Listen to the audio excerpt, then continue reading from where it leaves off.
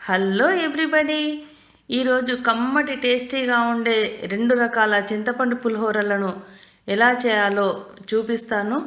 ఈ వీడియో కొంచెం లెంతీగా ఉంటుంది, స్కిప్ చేయకుండా చూడండి. 1/2 కేజీ చింతపండు మంచిగా వాటర్లో ఒక 2 సార్లు కడిగి వాటర్ పోసి ఒక 2 గంటలు నానబెట్టుకున్నాము. ఇలా మంచిగా నానింది చూడండి. ఇలా గట్టిగా పిసకాలి. రసం తీసుకోవడం కూడా కొంచెం హార్డ్ అనిపిస్తుంటుంది, కానీ కొంచెం కష్టపడితే మంచి టేస్టీగా ఉండే పులిహోర రెడీ అవుతుంది కదా. ఇలా జల్లెట్ లాంటివి తీసుకొని అందులో చింతపండు వేసేసి ఇలా రుద్దాలి. ఇలా అంటుంటే గుజ్జు చిక్కగా కిందికి వచ్చేస్తుంటుంది. ఈ చింతపండు పులిహోరకి ఎంత చిక్కటి గుజ్జు తీస్తే అంత బాగుంటుంది. ఇలా అనుకుంటూ చింతపండును పక్కకు అనేస్తూ ఉంటే గుజ్జు కిందికి వచ్చేస్తుంటుంది. చూడండి ఎంత చిక్కగా వస్తుందో. ఇలా వచ్చిన తర్వాత ఈ పిప్పిలో ఇంకొక గ్లాస్ వాటర్ పోసేసి మళ్ళీ కొంచెం గట్టిగా పిసికేసి మళ్ళీ జల్లెట్లో వేసేస్తే చిక్కటి రసం అంతా కిందికి వచ్చేస్తుంటుంది. చూడండి ఎంత చిక్కగా మంచిగా వచ్చిందో రసము. ఇప్పుడు ఒక పెద్ద గిన్నె పెట్టేసుకొని అందులో ఈ రసాన్ని పోసేయాలి. ఎంత పెద్ద గిన్నె పెట్టాలంటే మనం ఈ చింతపండు రసం ఒక గిన్నెలో 25% ఉండాలి, 75% ఫ్రీగా ఉండాలి. అప్పుడే ఈ చింతపండు పులిహోర మంచిగా ఉడుకుతుంది, లేదంటే ఇట్లా చుట్టూ చిల్లుతుంటుంది. అందుకని పెద్ద గిన్నె పెట్టుకోవాలి. ఇప్పుడు మనం దీని కొరకు కొంచెం మసాలా తయారు చేసుకుందాము. 1 టీ స్పూన్ మెంతులు, 1 టీ స్పూన్ జీలకర్ర, 2 టీ స్పూన్ల ధనియాలు వేసేసి దోరగా వేయించాలి. ఇది కొంచెం ఎక్కువ క్వాంటిటీ తీసుకున్నాము, ఎందుకంటే కొన్ని అంటే మనకు మిక్సీలో కావు, అందుకొరకని కొంచెం ఎక్కువ తీసుకొని మిక్సీ పట్టుకొని పెట్టుకోవాలి. ఇప్పుడు ఈ పులిహోరలో వేయడానికి బెల్లము, కొంచెం శనగపప్పు, కొన్ని పల్లీలు, ఒక 7-8 ఎండుమిర్చి, మిరియాలు, పసుపు, హింగువ ఇవి తీసుకోవాలి. చూడండి సగం ఉడికింది, చిక్కగా అయిపోయింది. చూడండి కలుపుతూ ఉండాలి, మాడనివ్వద్దు ఈ జ్యూస్ని. ఇగో చూడండి ఎంత చిక్కగా వస్తుందో. స్పూన్ నుండి ఇట్లా జారకుండా స్లోగా పడుతుంది. ఇప్పుడు కొంచెం పసుపు వేయాలి, 1 టీ స్పూన్ హింగువ. తర్వాత మనం ఈ మసాలాలు తీసుకున్నాం కదా, బెల్లము, శనగపప్పు, పల్లీలు, ఎండుమిర్చి, హింగు ఇవన్నీ వేసేసేయాలి. తర్వాత కొంచెం కరివేపాకుని ఇలా కాడలతోనే వేసేయాలి. అప్పుడే దీని కమ్మటి వాసన చింతపండుకు పట్టేస్తుంటుంది. తర్వాత మనం మిక్సీ పట్టుకున్నాం కదా జీలకర్ర, ధనియాలు, మెంతులు, అది 1 టీ స్పూన్ తీసుకొని 1 టీ స్పూన్ వేసేసుకోవాలి. ఇదంతా కలిసి మళ్ళీ ఇంకొక 10 నిమిషాలు ఉడకాలి. మంచిగా పులుసుకు పట్టుకుంటుంది. ఒకసారి ఇలా కలుపుకోవాలి. ఇప్పుడు మనం సాల్ట్ వేసుకోవాలి. ఫస్టే సాల్ట్ వేస్తే ఎక్కువ పలసగా అయిపోతుంటుంది, అందుకని ఉడికిన తర్వాతనే సాల్ట్ వేయాలి. ఇది దొడ్డుప్పు అంటాం కదా, కల్లుప్పు అంటారు, అది వేసుకోవాలి. అప్పుడే టేస్ట్ బాగుంటుంది. ఇప్పుడు చివరిగా వస్తున్నప్పుడు ఎక్కువ చిల్లుతుంది, కొంచెం మూత పెట్టుకొని ఉడకనివ్వాలి. కొంచెం టేస్ట్ చూడాలి, ఇంకొంచెం పడుతుంది ఉప్పు, ఇంకొంచెం కూడా వేసుకున్నాము. అంతా ఒకసారి కలుపుకోవాలి. ఇప్పుడు చూడండి మంచిగా ఇంకో 5 నిమిషాలు ఉడకాలి. ఇప్పుడు చింతపండు రసం రెడీ అయిపోయింది, పులిహోర రసం. ఇది పక్కన పెట్టేసి ఒక హాఫ్ తీసుకున్నాను. మన ఉడికిన పులిహోర రసం నుండి సగం తీసుకున్నాను. తీసుకొని అందులో వేయించి పొడి చేసిన నువ్వుల పొడిని వేసుకున్నాం. నువ్వులు తీసుకొని దోరగా వేయించి పొడి చేసుకొని వేసుకోవాలి. 2 టేబుల్ స్పూన్ల నువ్వుల పొడిని వేసుకొని ఒక 5 నిమిషాలు ఉడకనిచ్చినాం. ఇది నువ్వుల పొడి వేసిన పులిహోర. ఇది చాలా బాగుంటుంది. ఈ నువ్వుల పొడి వేసిన పులిహోరని ప్రతి ఒక్కరు ఇష్టపడతారు. పక్కన పెట్టేసుకొని ఇది ఆవపిండి తయారు చేసుకుందాం. ఆవాలు ఒక 1/4 కప్ ఆవాలు తీసుకొని వాటర్ పోసి గ్రైండ్ చేసుకోవాలి. ఇట్లా పొడి చేయొద్దు, పేస్ట్ లాగా చేసుకోవాలి. ఇప్పుడు ఇంకొక సగంలో ఆవపిండిని ఇలా పేస్ట్ పట్టుకున్నాం కదా, వాటర్ పోసుకొని ఆ పేస్టును వేసేసుకోవాలి. 1 టేబుల్ స్పూన్ వేస్తే సరిపోతుంది. ఆ పేస్ట్ వేసేసి ఇట్లా ఉడకనివ్వాలి. ఒక 5-10 నిమిషాలు ఉడకాలి ఇది కూడా.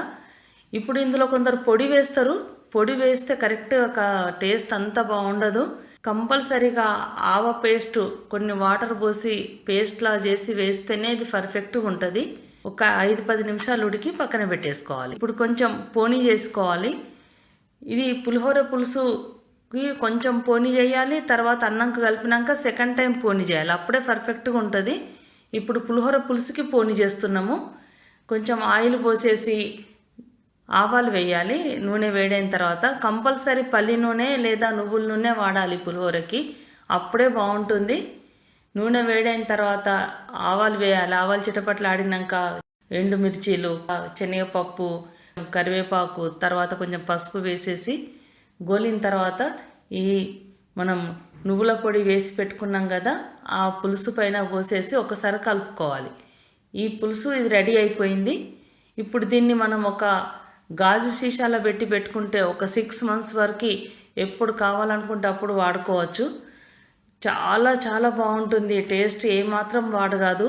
ఇలా గాజు సీసాలో వేసుకొని స్టోర్ చేసుకోవాలి. మనము పిల్లలకి గిట్ట పంపించేది ఉంటే, బ్యాచిలర్స్ వాడాలనుకుంటే మొత్తానికే ఒకటేసారి పోనీ చేసేయచ్చు. ఇట్లా 2 సార్లు పోనీ చేస్తేనే బాగుంటుంది కాబట్టి కొంచెం ఆయిల్తోని దానికి పోనీ చేసినాము. ఇప్పుడు ఆవపిండి పులిహోరకి పోనీ చేస్తున్నాం. కొంచెం ఆయిల్ పోసేయాలి, ఆవాలు వేయాలి, చిటపట్లాడినాయి. ఒక 2 ఎండుమిర్చీలు వేసుకోవాలి. తర్వాత కొంచెం శనగపప్పు వేయాలి. తర్వాత కొంచెం కరివేపాకు వేసుకోవాలి. తర్వాత కొంచెం పసుపు వేయాలి. ఈ ఆవపిండి పులిహోర, ఆవపిండి నచ్చిన వాళ్ళకైతే చాలా బాగుంటుంది. ఒకసారి అంతా కలుపుకొని ఈ ఆవపిండి పులిహోర పులుసు పైన ఈ పోనీ వేసేసేయాలి. ఇలా వేసేసి కలుపుకొని ఇది కూడా మొత్తం కలిపేసి ఒక గాజు సీసాలో పెట్టేసుకుంటే 6 months వరకు చాలా బాగుంటుంది. నాకైతే ఆవపిండి పులిహోర అంటే చాలా ఇష్టం, చాలా బాగుంటుంది. ఈ ఆవపిండి పులిహోరని అన్నంకి ఎలా కలుపుకోవాలో కూడా చెప్తాను. ఇలా గాజు సీసాలో వేసేసుకొని మూత పెట్టుకొని ఫ్రిడ్జ్లో పెట్టుకోవాలి. ఇప్పుడు అన్నంకి పులిహోర ఎలా కలపాలో చూపిస్తాను. అన్నం మంచిగా పొడి పొడిగా వండుకోవాలి. ఆవపిండి దానికి కంపల్సరీ పచ్చి నూనె పైకి వెళ్ళి పోయాలి. నేను పల్లి నూనె వాడుతున్నాను. ఇలా పల్లి నూనె 2 tablespoons నూనె పోసి అన్నంకు కలపాలి. తర్వాత ఆవపిండి వేసిన పులిహోర రసంను తీసి ఇట్లా వేయాలి. చూడండి ఎంత చిక్కగా ఉందో. ఇది ఎంత చిక్కగా ఉంటే, ఈ రకంగా ఉంటే చాలా టేస్టీగా అన్నంకు మంచిగా పట్టుకొని చాలా బాగుంటుంది. ఇలా కలుపుకున్న అన్నం మనం ఒక 2 days అయినా అస్సలు పాడు కాదు. ఇంకా టేస్ట్ చాలా బాగుంటుంది. ఒక 2-3 days పాడవ్వకుండా ఉంటుంది. మనం జర్నీలకైతే ఇలా చేసి పెట్టుకొని అన్నం కలుపుకొని పోతే 3 days వరకు అస్సలు పాడవ్వదు అన్నము. ఇప్పుడు కొంచెం టేస్ట్ చూడండి. సాల్ట్ కావాలనుకుంటే వేసుకోవచ్చు. ఇప్పుడు ఫైనల్గా పోనీ చేసుకుంటున్నాం. ఆ నూనె కాగింది. తర్వాత ఆవాలు చిటపట్లాడిన తర్వాత ఫస్ట్ పల్లీలు వేయాలి, తర్వాత శనగపప్పు వేయాలి, తర్వాత ఇప్పుడు పచ్చిమిర్చీలు వేయాలి. తర్వాత ఒకసారి కలుపుకోవాలి. ఈ పల్లీలు మంచిగా గోలాలి, మరీ మాడొద్దు, మరీ పచ్చిగా ఉండొద్దు. తర్వాత కొంచెం కరివేపాకు వేసుకోవాలి. అంతా ఒకసారి కలుపుకోవాలి. ఇప్పుడు కొంచెం హింగు వేయాలి. హింగు కంపల్సరీ, చాలా బాగుంటుంది హింగుతోని ఫ్లేవరు. కొంచెం పసుపు వేసుకోవాలి. అంతా ఒకసారి కలిపేసుకొని అన్నం పైన వేసేయాలి.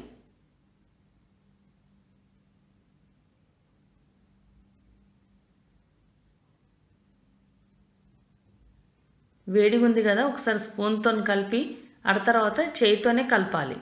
చేయితోని ఎంత మంచిగా కలిపితే ఆ పులిహోర టేస్ట్ అంత బాగుంటుంది. పులిహోర కలపడం అంటారు కదా, అలాగన్నట్టు మంచిగా కలపాలి. ఇట్లా ఫ్రెష్ చేసుకుంటూ మంచిగా కలపాలి. మంచి టేస్టీగా ఉండే ఆవ పులిహోర రెడీ అయిపోయింది. చాలా బాగుంటుంది.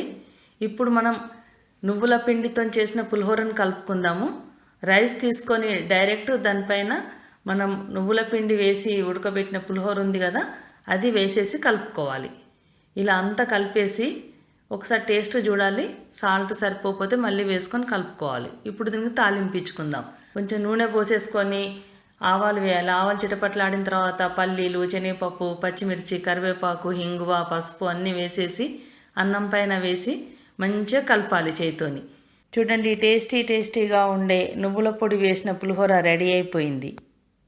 మాకు ఏ పిండిలు వద్దు అనుకుంటే ఆవు పిండి, నువ్వుల పొడి వేయకుండా ఇలాగే ఓన్లీ చింతపండుతోనే ఉడకబెట్టి పెట్టుకున్నా బాగుంటుంది. మీకు ఎలా నచ్చితే అలా చేసుకోవచ్చు. కాకపోతే ఈ చింతపండు పులిహోర చేసేటప్పుడు ఒక 2-3 గుర్తు పెట్టుకోవాల్సినవి కంపల్సరీ. చింతపండు మంచిగా దగ్గరికి ఉడకాలి.